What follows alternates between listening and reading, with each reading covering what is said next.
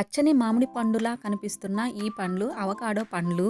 సీజనల్‌గా వచ్చే పండ్లలో ఈ అవకాడో పండ్లు కూడా ఒకటి. ఈ అవకాడో పండ్లు గుండెకి చాలా మంచిదట. అంతేకాదు ఇంకా చాలా రకాలుగా ఇవి చాలా మేలు చేస్తాయట.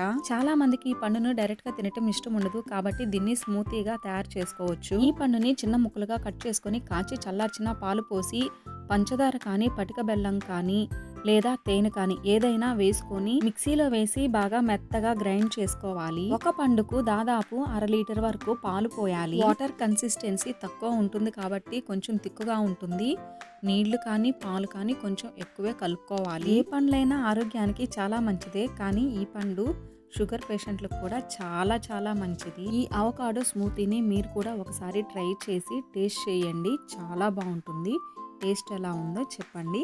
వీడియో నచ్చితే ఒక లైక్ చేయండి, సబ్స్క్రైబ్ చేయటం మర్చిపోకండి. Thank you so much. Thank you for watching.